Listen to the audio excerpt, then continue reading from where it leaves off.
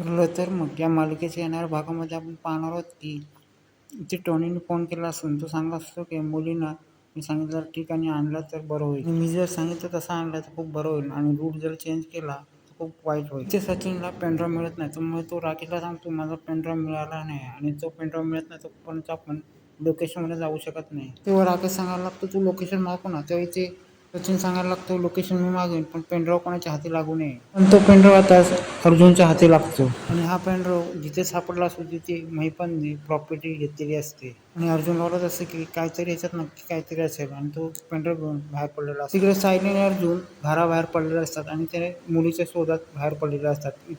इथे प्रिया सचिनला फोन करते आणि सांगत असते की इथे सायली आणि अर्जुन घराबाहेर पडलेत, तुम्ही कायची काळजी घ्या. म्हणजे सचिन बोलायला लागतो इथे पेनड्रॉईव्ह गॅप झाला आणि तू मला अर्जुनचा काय सांगतोस आणि तू इथे टोनी चिडलेला आहे आणि जर ते पेनड्रॉईव्ह अर्जुनच्या हाती लागले तर त्यांना आमचा लोकेशन माहीत पडेल. आणि प्रिया बोलायला लागते ते पेनड्रॉईव्ह अर्जुनच्या हाती लागलं तर काय करायचं, तो इथे सचिन बोलायला लागतं जे करायचं ते काय तर करू आम्ही. सायली अर्जुनला सांगायचं आपण जाऊया काय, तो इथे अर्जुन सांगायला लागतो माझ्या हाती पेनड्रॉईव्ह लागला आहे ते आपण काय ते बघूया. तो इथे ते पेनड्रॉईव्ह बघायला लागतं त्यांच्या हाती खूप मोठं गुराच्या हाती लागतं आणि तो अर्जुन बोलायला लागतो माझ्या हाती जिकडे जायचं तिकडचा आपल्याला रूट हाती लागलेला आहे आणि त्याच रूटवरून आता मुलीने घेऊन जाण्यात येणार आणि आपण ताबडतोब एक काम करूया, इन्स्पेक्टरना फोन करू आणि हा रूट फॉलो करायला सांगू. इकडे अर्जुन रविराजांना फोन करतोय तेव्हा रविराज बोलतात की साईला जामीन मिळून मी दिलं, आता तिला सोडवण्याचा पण माझी जबाबदारी आहे आणि ज्या रूटवरून आता टोनी या मुलीला पाठवलं त्या रूटवरून आता अर्जुन जायला गेला आहे.